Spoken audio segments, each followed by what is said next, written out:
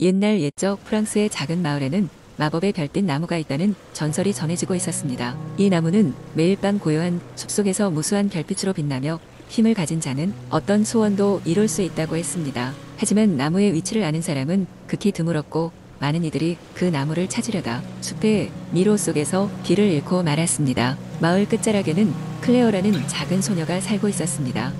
그녀는 이 전설을 어머니로부터 듣고 자라며 별빛 나무를 찾고 싶은 꿈을 품고 있었습니다. 그녀의 아버지는 마을의 위대한 사냥꾼이며 어머니는 아름다운 이야기꾼이었습니다. 하지만 어느 날 아버지는 사냥 도중 불의의 사고로 목숨을 잃고 말았습니다. 클레어는 아버지를 잃은 슬픔에 빠졌지만 자신의 꿈인 별빛 나무를 찾는 행위가 아버지의 명예를 기리는 길이라고 믿었습니다. 어느 빛나는 초저녁 클레어는 작별을 고하고 숲으로 떠났습니다. 별빛의 지도를 대신해서 그녀는 어머니가 주신 작은 별 모양의 목걸이를 의지하며 길을 나섰습니다.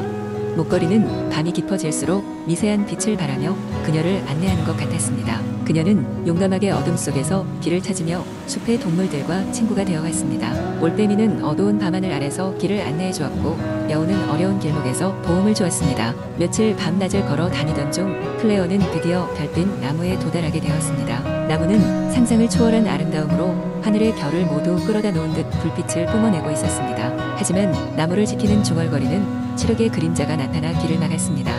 그 그림자는 나무의 수호자인 어둠의 정령이었습니다. 어둠의 정령은 클레어에게 물었습니다. 그대는 왜 이곳까지 오게 되었는가? 클레어는 당당하게 대답했습니다.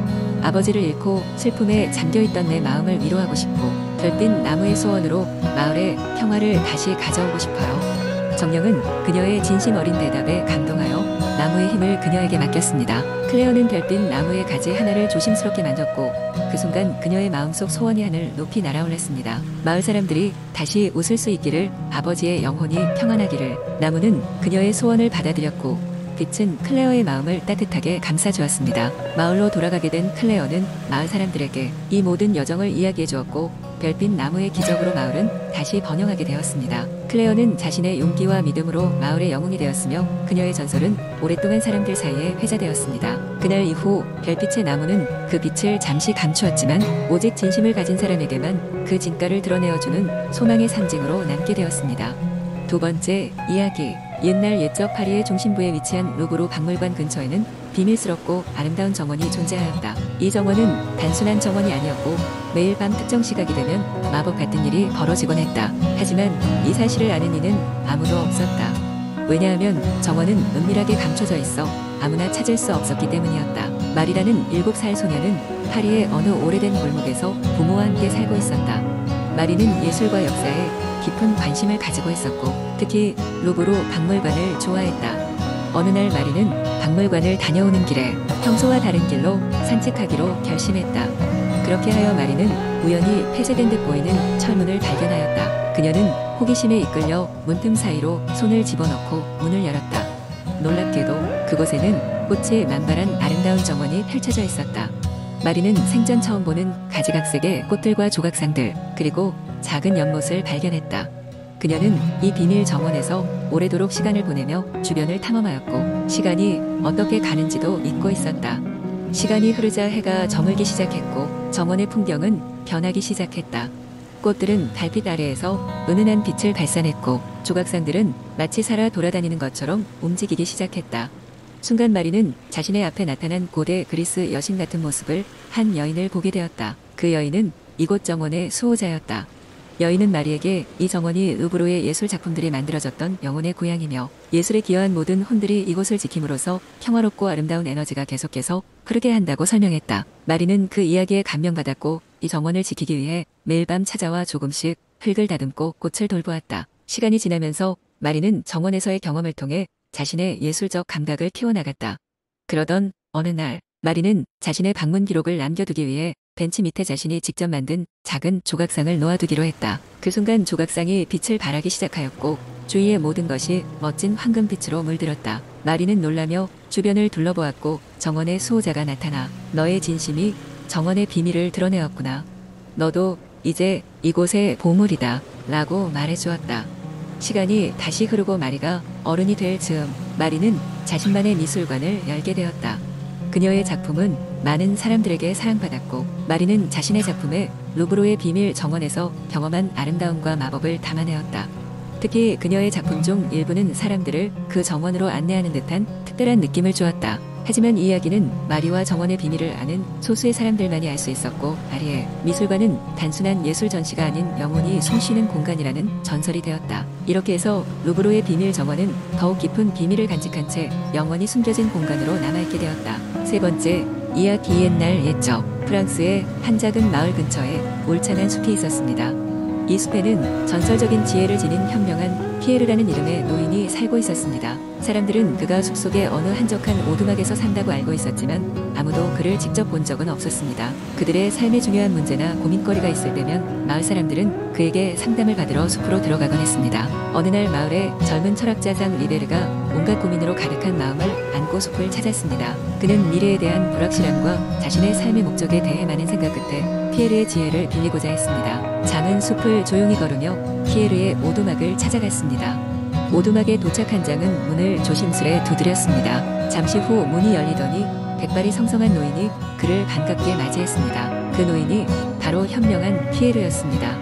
피에르는 장에게 차 한 잔을 권하며 그의 이야기를 듣기 시작했습니다. 장 리베르는 고민을 털어놓기 시작했습니다. 세상은 너무 복잡하고 변화무쌍한 것 같습니다. 저는 진정한 행복이 무엇인지 그리고 어떤 길을 선택해야 하는지 알 수 없습니다.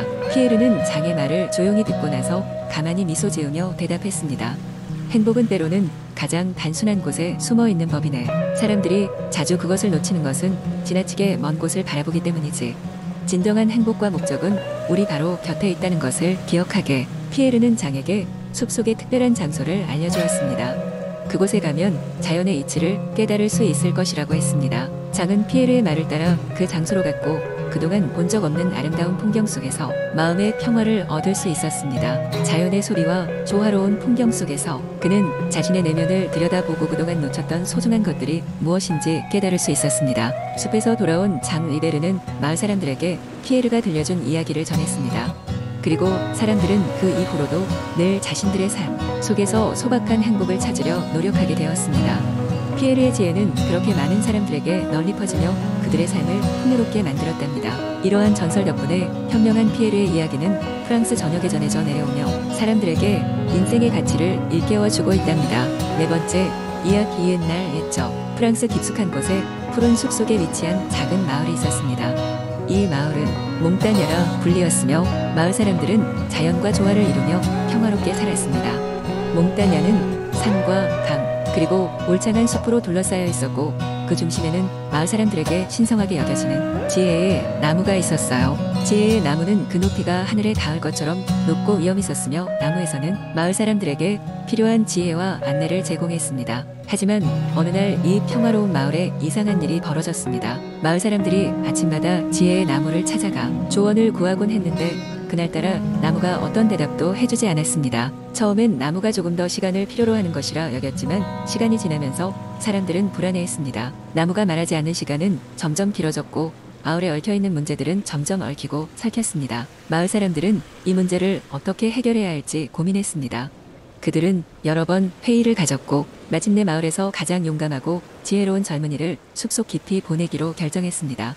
그의 이름은 르네였고 그는 지혜의 나무에게 무슨 일이 생겼는지 알아내기로 결심했습니다. 르네는 여행을 준비하여 숲속 깊이 들어갔습니다. 빽빽한 나무들을 지나 거친 들판을 넘어 그는 마침내 지혜의 나무에 다다랐습니다. 그러나 그가 발견한 것은 그늘진 나뭇가지에 얽혀있는 거대하고 두려운 검은 그림자였습니다. 그것은 마치 어둠 속에서 살아 움직이는 마법 같은 것이었습니다. 르네는 두려움에 사로잡혔지만 마을을 구할 방법을 찾아야만 했습니다. 그는 용기를 내어 그림자에게 가까이 다가갔습니다. 그것은 다름 아닌 까마귀 연합이라는 이름의 마법사들의 작품이었습니다. 이 사악한 마법사들은 지혜의 나무의 힘을 빌려 자신들의 야망을 이루려 했습니다. 까마귀 연합은 르네에게 계약서를 제시하며 지혜의 나무를 마을과 교환하자고 제안했습니다. 르네는 잠시 고민했지만 마을의 미래를 생각하며 단호히 거절했습니다. 그는 마법사들에게 맞서 싸울 방법을 찾아냈습니다. 그의 계획은 나무의 깊은 뿌리와 연결된 오래된 마법의 주문을 사용하는 것이었습니다. 그 주문은 수세기 동안 마을 장로들만이 알고 있는 비밀이었습니다. 은혜는 마법을 되뇌이며 나무에게 걸린 마법을 풀었습니다. 순간 숲 전체가 밝아지기 시작했으며 어둠의 그림자는 순식간에 사라져갔습니다. 지혜의 나무는 다시금 그린 잎사귀와 새로운 힘으로 피어났고 그것은 마법사들을 숲 밖으로 몰아냈습니다. 마을로 돌아온 은혜는 영웅이 되었고 몽따냐 마을 사람들은 지혜의 나무에 다시 고개를 숙였습니다. 이번 일을 통해 마을 사람들은 자연과 조화롭게 사는 것이 얼마나 중요한지를 깨달았습니다. 그리고 무엇보다도 진정한 지혜는 바로 우리 마음속에 있다는 깊은 깨달음을 얻게 되었답니다. 이렇게 마을은 다시 평화를 찾게 되었고 은혜는 마을의 새로운 지도자로서 모두에게 사랑받으며 지혜의 상징으로 기억되게 되었습니다.